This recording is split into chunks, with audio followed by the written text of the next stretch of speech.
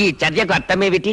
దింపితే ఈ పలుగు గట్టులో దిగబడ్డట్టే నీ గుండెల్లో కూడా దిగబడుద్దా లేదా అని టెస్టింగ్ చేస్తున్నా.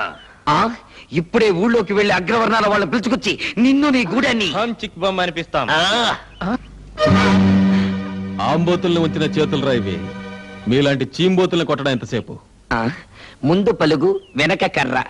రేప్ చేయడం చాలా తప్పురా బామ్మర్ది. మళ్ళీ లైఫ్ లో నీ జోలికి రాని చెల్లెమ్మా. వచ్చానమ్మా, వచ్చాను భీముడి గారు. అబ్బా పదరా. టయానికి వచ్చావు బాబు, లేకపోతే కాకులు కూసే ఏలకి ఊరింకో కారం చేడై ఉండేది. ఏం పర్లేదు భీముడు, మళ్ళీ ఆ పిల్ల జోలికి వస్తే గుండెల్లో పొడి చెయ్యి. మా అన్న కలెక్టర్ అవబోతున్నాడు, ఆడే చూసుకుంటాడు.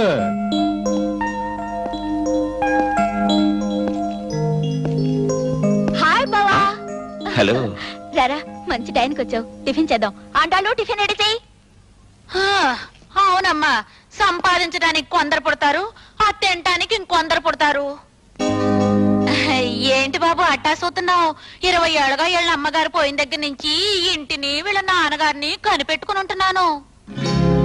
అర్థమైందిలే బాబు. ఏమిటి ఈ పిగరేలా మాట్లాడుతుందనా? అబ్బో, అప్పట్లో ఈ పిగరే వేరు. వంట మనిషిగా వచ్చి ఇంటి మనిషినైందాన్ని.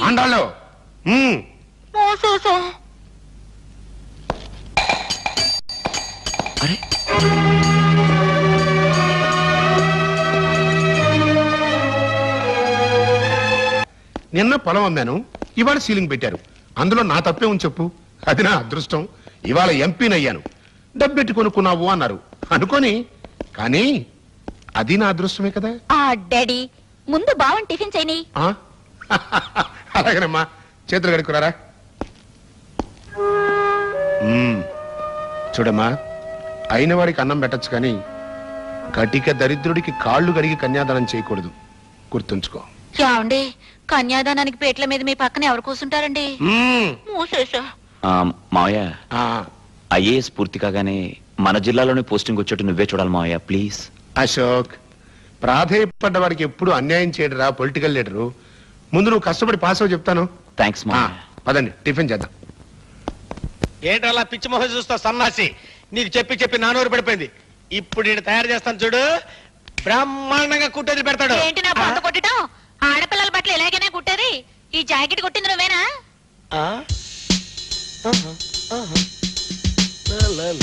టింగ్ టింగ్ టింగ్ టింగ్. ఇది మనం కుట్టిందే. అదే బుద్ధుండి కొట్టావా అని అడుగుతున్నాను. అదేంటండి అలా మాట్లాడతారు?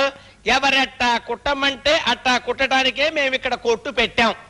మీ చెల్లెలు ఊపుకుంటూ వచ్చి యుద్ధ భూమిలో విజయశాంతి టైపులో కుట్టమంది. కింద ముక్క పైన 2 ముక్కలేసి లైఫ్ ఇచ్చి కుట్టా. అవునక్క, నేనే కుట్టమన్నాను. ఇవే ఏదో తెలుసో తెలియకో చిన్నపిల్ల కొట్టమంది అనుకో. రేపు బండి చక్రంలో సిల్క్ స్మిత్ లాగా కొట్టమంటుంది. కొడతావా? సిల్క్ స్మిత్ ఏంటంటే ఆది మానవులో లేడీస్ వేసుకుంటారు చూడండి, ఆకెట్టి తోలు మొక్కెట్టి కుడతామండి. ఎర్రపుచ్చి నలభీముడి తీసుకొస్తుంది.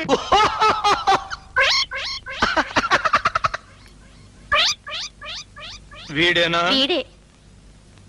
నీకు ఆవుందా? గేదుందా? దున్నుందా? లేదండి. ఎద్దుందా? లేదండి. ఆబోతుందా? లేదు బాబోయ్. గడ్డి తినే అలవాటు ఉందా? లేదండి. మరెందుకు కొంటున్నావు గడ్డి? గురూజీ, మీ చెయ్యి ఉందండి, పులి పంజా ఉన్నట్టుందండి.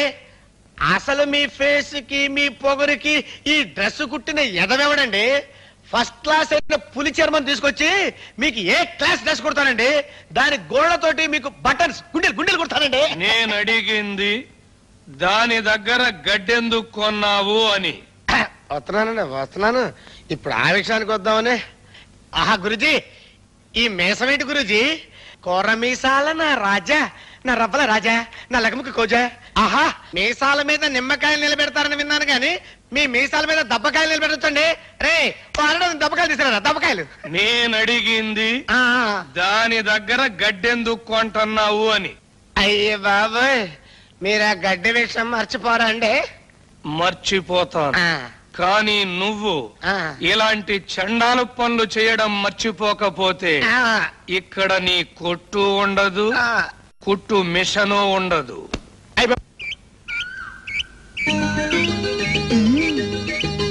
బావా, బావా బావా బావా. అబ్బా ఏంటి నేను ఆ చేలో చాలా పని ఉంది, తొందరగా చెప్పే.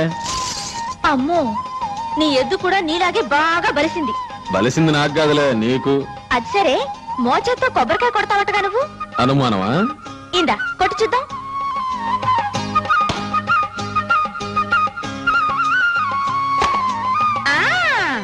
కుళ్ళిపోయిన కొబ్బరికాయ పగల కొట్టడం కాదు, ఈ కర్రీల కొట్టి చూద్దాం. నేను పట్టుకుంటా, నువ్వు కొట్టాలి. సరే.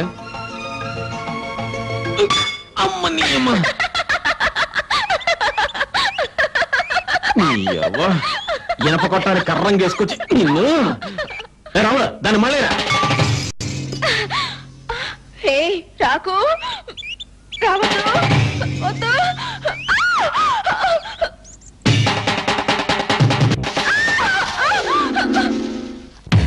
కిలో 21 రూపాయలకు అమ్ముతున్నారు.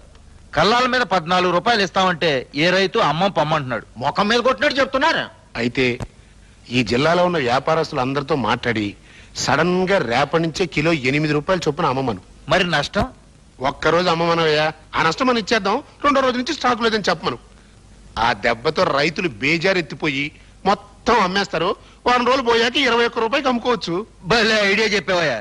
శివరామయ్య, మనమే మిరపకాయల కాలం దగ్గరకు వచ్చేస్తాం. శివాజీ, మీ అన్నయ్య చదువు కోసం 10,000, పొలం ఖర్చుల కోసం 10,000 దుర్యోధన్ రావు దగ్గర అప్పు చేశానురా. అది తీరవాలిగా. రేటు పడిపోతే ఇల్లు అమ్మి అప్పు తీర్చాలిరా. కానివ్వండి. తెలివిగా వెళ్ళాలి కానివ్వండిరా. సరిగ్గా 24,972 రూపాయలు 10 పైసలు. ఇందమ్మా పైక. మళ్ళీ చేతులు మారటం ఎందుకులే అమ్మా. నాకు ఇవ్వవలసిన 20,000 వడ్డీతో కలిపి 24,972 రూపాయలు అయింది. ఇదిగో నోటు. మిగిలిన ఈ 10 పైసలు మీకు, ఇది నాకు. రావయ్యా.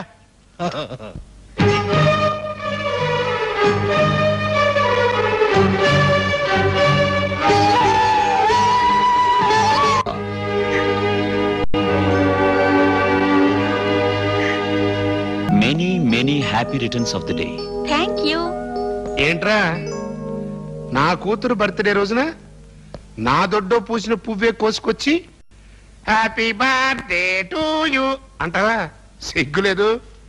దాన్ని కోరుకున్నోడివి కనీసం 5,000 రూపాయలు పెట్టి దాని చిటికిన వేలికి ఒక ఉంగరం తొలగచ్చు కదా. ఇప్పుడే మా ఊరిలో తీసుకొస్తాను మావయ్య. ఏంటి, నా కూతురికి 5,000 రూపాయలు పెట్టి ఉంగరం కొంటానని చెప్పి మీ అమ్మ దగ్గర డబ్బులు తీసుకొస్తావా? నిన్నే మిరపకాయలు అమ్మారంట, ఇంట్లో డబ్బు ఉండే ఉంటుందిలే. సరే, ట్రై చెయ్యి. కానీ సూర్యుడు అస్తమించే లోపు తీసుకురావాలి. తెస్తాను మావయ్య. ఇప్పటికిప్పుడు 5,000 రూపాయలు తెమ్మంటే ఎలా? మిరపకాయలు అమ్మారుగా. అమ్మిన డబ్బు 10,000 నీ చదువు కోసం చేసిన అప్పుకి, 10,000 పొలం కోసం చేసిన అప్పుకి, మిగతాది వడ్డీకి సరిపోయింది. నేను మిమ్మల్ని లెక్కలు అడగలేదు, డబ్బు అడిగాను. లేదని చెప్తున్నానుగా. చదువు ఆపేయమంటావా? నా కొడుకు కలెక్టర్ కాబోతున్నాడని ఊరంతా డప్పేశావు, ఇప్పుడు అది మానేసామంటావా? అదేంట్రా అట్ట మాట్లాడతావు?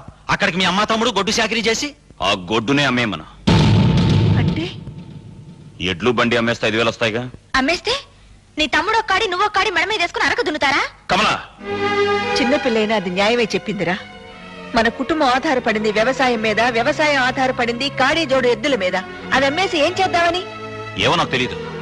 అవమానంతో బతికే కంటే ఆత్మహత్య చేసుకోవడం మంచిదనుకుంటే నీకు కనిపించేది కలెక్టర్ కొడుకు కాదు, శవమైన కొడుకు. ఇంత చిన్న విషయానికి అంత మాట ఎందుకులేరా అన్నయ్య? ఎడ్లు బండి అమ్మేస్తాను. పండిన పంట చేలో దోపిడీకి గురవుతూ ఉంటే దోచుకునేవాడిని దళారి అని పిలుస్తారు. తమ్ముడు శ్రమను నువ్వు దోచుకుంటూ ఉంటే నిన్నేమని పిలవాలిరా?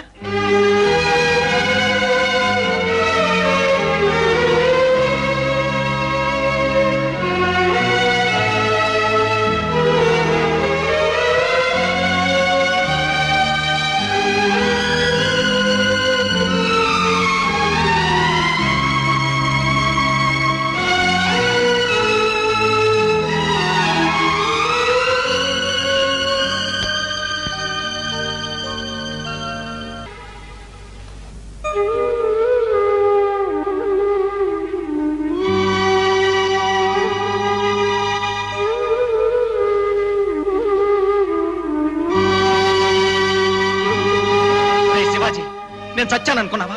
ఏమిట్రా ఇది? నీకున్నది ఒక జత ఎడ్లే కదా అన్నయ్య. చేను అదను తప్పితే ఎలా? దుక్కి దున్నాలిగా. అది కాదమ్మా. పర్వాలేదులే మావయ్య, అరిగిపోయేది భుజమేగా. భలేవాడివే, రోజుకింత చొప్పున అరిగిపోతుంటే పెళ్లి రోజు వచ్చేసరికి నాకేం మిగులుతుంది?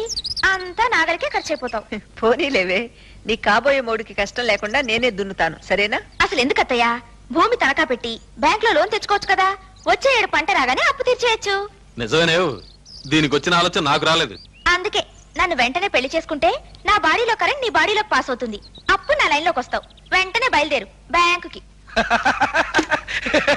నాకేళ్ళు ముద్ర పెట్టాల్సిన అవసరం ఏంటండి? ఆరో కళ చదివా, సంతకం పెడతా. ఇది ఎక్కడ కూడా అయ్యా, మీ ఊళ్ళో అందరూ కలిసి 10 లక్షల రూపాయల దాకా లోన్ తీసుకున్నారు. అవి అబద్ధాలేనా? అబద్ధమే. వాళ్ళంతా రైతులు కాదు, రైతు కూలీలు. అసలు వాళ్ళకి పొలమే లేదే ఇంత రుణం ఎలా మంజూరు చేశారు? My God. సుబ్బారావు సార్, రేపు మీరు వీళ్ళ ఊరు వెళ్ళి ఈ కేసు గురించి ఎంక్వైరీ చేయండి. ఇంకా చేసేదే ఉందండి, అంతా బోషాడంలో తొక్కేసి ఉంటారు. బాబు ఆడ బతుకు టౌకే.